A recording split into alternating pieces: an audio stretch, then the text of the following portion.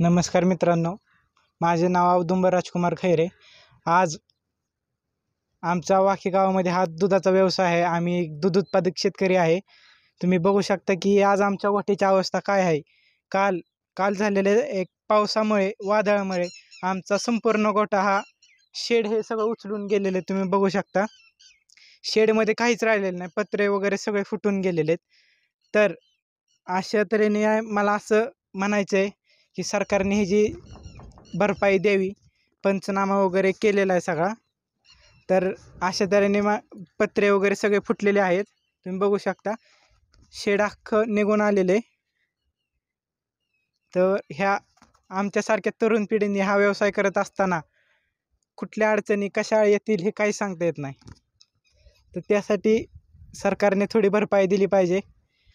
आणि आज ही जी अवस्था आमच्यावरती आहे ही कोणावरती वेळ येऊ नये अशी माझी इच्छा आहे. कारण आत्ता दुधाचे दर खूप कमी आहेत. असल्या काळात म्हणजे दुधाचे दर नसताना ह्यात पर्याय किंवा मार्ग काढणं खूप अवघड आहे.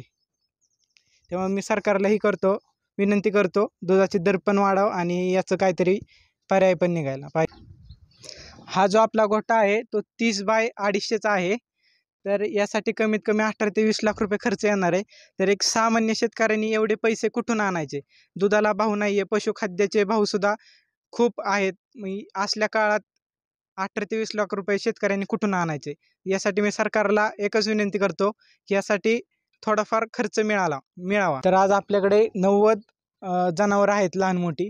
तर अशा काळामध्ये की तरुण पिढीने ह्या व्यवसायाकडे कसं वळायचं? दुधाला दर नसल्यामुळं हा आत्ता सगळा व्यवसाय तोट्यामध्ये. सगळा विचार केला, सगळा खर्च काढला तर हा व्यवसाय सगळा तोट्यामध्ये.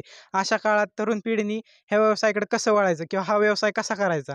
मी आज एक तरुण आहे, मला म्हणजे ह्यातलं बरंचसं काही माहिती आहे की आज काय होते. ही वेळ आली आपल्यावरती, एवढं आपण पैसे कुठून आणणार आहे? 18 ते 20 लाख रुपये म्हणजे खूप मोठी अमाऊंट आहे आमच्यासाठी. एक सामान्य शेतकऱ्याला कळू शकतं की ही वेळ आल्यानंतर शेतकऱ्याला काय होतं.